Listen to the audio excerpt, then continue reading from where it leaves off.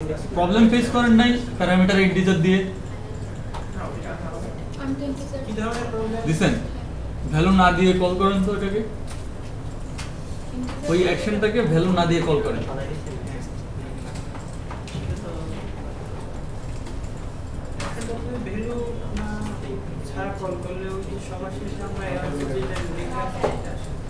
Not available না আপনার programme আগে রান করেন একটা এরর দিবে বিশাল এরর ভয়ঙ্কর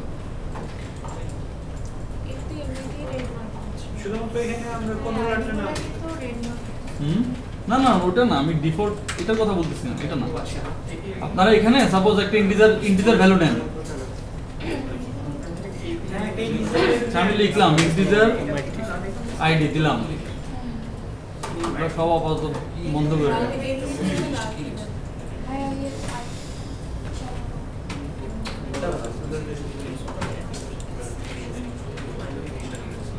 নন নালেবল টাইপের নাম চলে আসছে।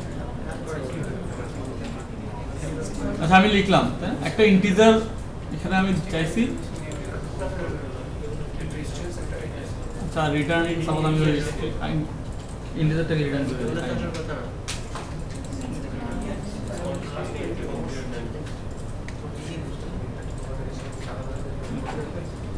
একটু রান করি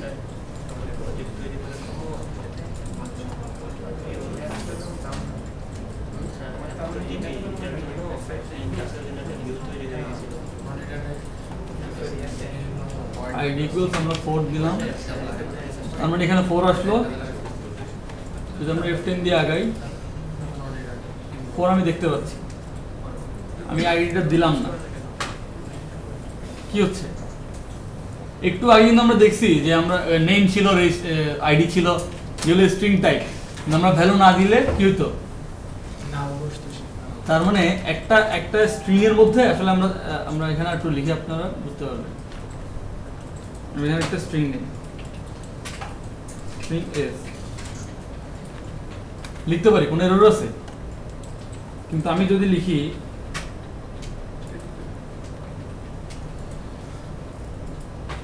এটাকে আমি লিখতে পারি না অথচ আমি একটু কিন্তু সেটাই চেষ্টা করতেছিলাম এই জায়গায় কোনো ভ্যালু যখন দিচ্ছিলাম না তখন এখানে কি আসতেছিল কিন্তু সেটা কি সম্ভব না সেটাকে সম্ভব করার জন্য আমাদের যেটা করতে হয় আর এরর নাই দেখেন তার মানে এটা আসলে হচ্ছে এটাকে আমি নালেবল করে দিলাম হ্যাঁ আমরা এখানে আবার লিখি আরেকটা লাইন তাহলে দেখেন এই দুটোর মধ্যে ডিফারেন্সটা কি দুটোই কিন্তু ইন্টিজার টাইপ একটা ইন্টিজার আই একটা ইন্টিজার এ কিন্তু একটাতে আমি বলছি সে নাল অ্যাকসেপ্ট করবে আরেকটাতে বলছি নাল অ্যাকসেপ্ট করবে না যেটাতে নাল অ্যাকসেপ্ট করবে না তার মধ্যে যদি আমি নাল রাখি তাহলে হবে তাহলে সেক্ষেত্রে আমাদের এখন এই জায়গায় কি করা উচিত জাস্ট আমি এখানে একটা কোশ্চেন মার্ক বসায় দেই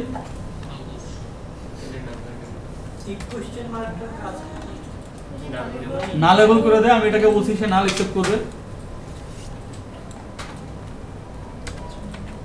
এখন দেখেন আইডির মধ্যে কি আসলো নাল আইডিতে কোনো ভ্যালু নাই সেখানে দেখানো আর কিছু নাই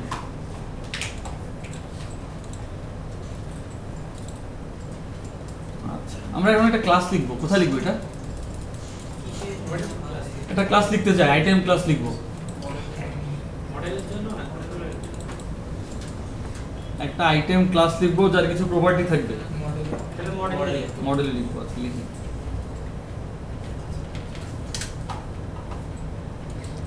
add class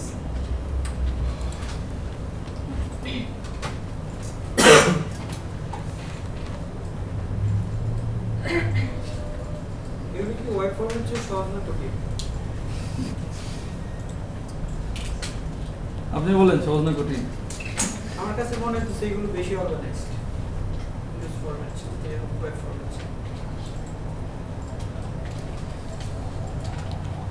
অবশ্যই নাইলে তো এমভিসি আগে আবিষ্কার হইতো ওয়েব ফর্ম পরে আবিষ্কার হতো আচ্ছা আমরা একটা ক্লাস নিলাম যার তিনটা প্রপার্টি একটা হচ্ছে ইন্টিজার টাইপ আর একটা স্ট্রিং একটা ডাবল আইটেম কন্ট্রোলারে আমরা নতুন একটা অ্যাকশন লিখি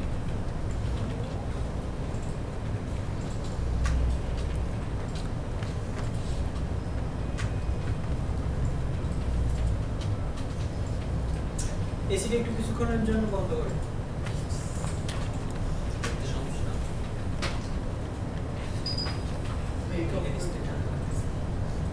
জাস্ট একটা মেথড লিখলাম, মেথডের প্যারামিটার হিসেবে কি নেয়, আইটেম নেয় এবং একটা স্ট্রিং আমি তাকে রিটার্ন করতেছি।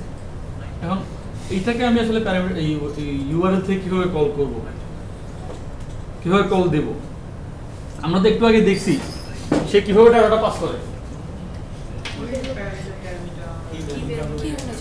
কি এবং ভ্যালু। তাহলে আমাদের এখানেও তো সে একই ফর্মেটে ডাটাটা পাস করতে হবে। আমরা তো দেখি, আমরা যদি এটা রান করি,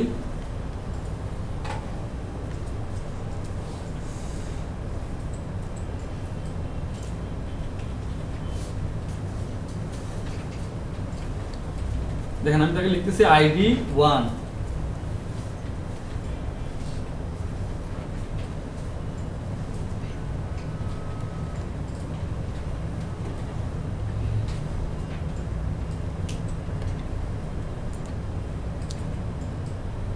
আগের মতো আমি জাস্ট 3টা ভ্যালু দিচ্ছি, এন্ড দিয়ে দিয়ে 3টা ভ্যালু, একটা আইডি, আবার নেম, আবার হচ্ছে ইউনিট প্রাইস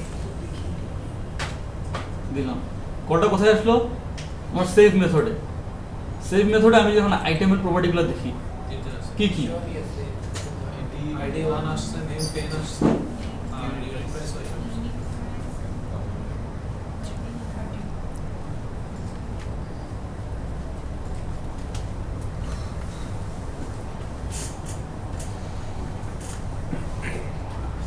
তাহলে আসলে কি হচ্ছে, আমার এখান থেকে যখন কি ভ্যালু আকারে ডাটাটা আসতেছে,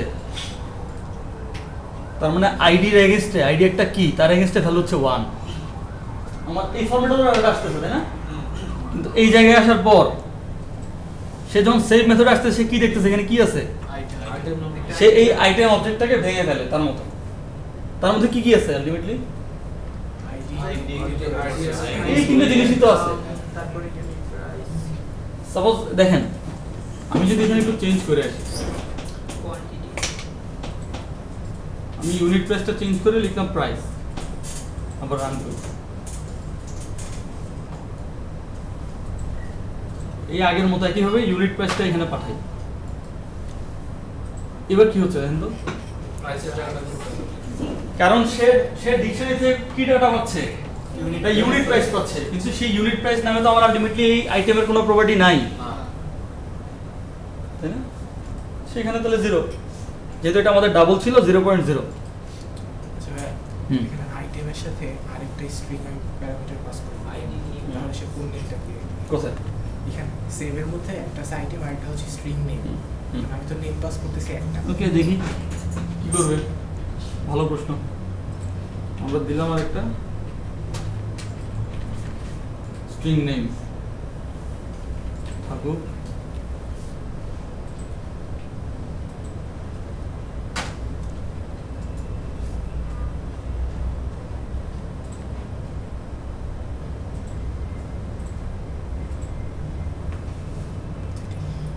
কি হচ্ছে তাহলে, ম্যাচ করা যতগুলো সবগুলোতে সে একই ভ্যালু বসাই দেবে, বোঝা গেছে? তাহলে সে আসলে, আমরা একটা আবার প্রথম থেকে যদি দেখি, এটা বাদ দেই, সেই জায়গায় আসার পরে ডাটাটাকে আসলে কি করতেছে, আমরা যেহেতু এখানে প্রপার্টি লিখছি এই জন্য আমরা পাইছি এই জিনিসটা। আমরা যদি ক্লাসের মধ্যে গিয়ে ফিল্ড লিখে আসতাম, ফিল্ড আকারে যদি আমার ভ্যালুগুলো থাকতো, সেক্ষেত্রে আমরা ডাটা পাইতাম না এভাবে। এমনিসে অনেক স্মার্ট, সেই জায়গায় আসার পর বুঝতে পারছে যে এই জিনিসটাকে আমার ডিসিরিয়ালাইজ করতে হবে, সেটাকে ভেঙে ফেলছে, ভেঙে দেখছে কি কি তার মধ্যে, এই 3টা প্রপার্টি, এর সঙ্গে যাদের যাদের ম্যাচ হয় তাদের ভ্যালুগুলো সে শুধুমাত্র অ্যাসাইন করে দিচ্ছে। এটাকে বলা হচ্ছে মডেল বাইন্ডিং।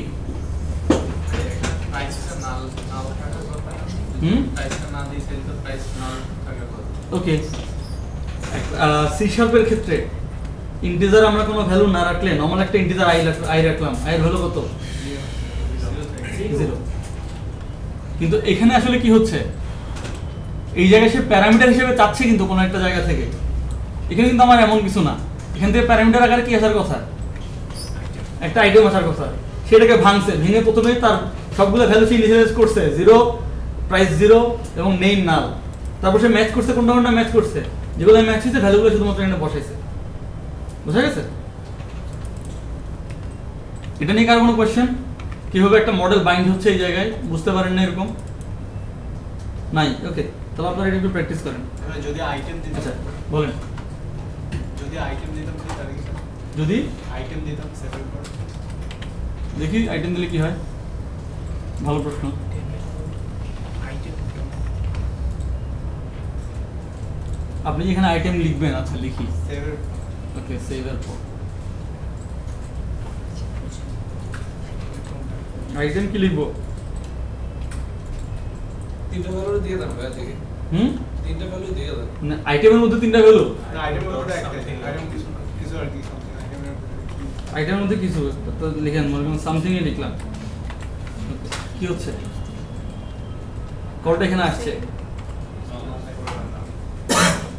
কল তো আমি দেইনি, বোঝা গেছে? ওখানে যাইতে হবে। হুম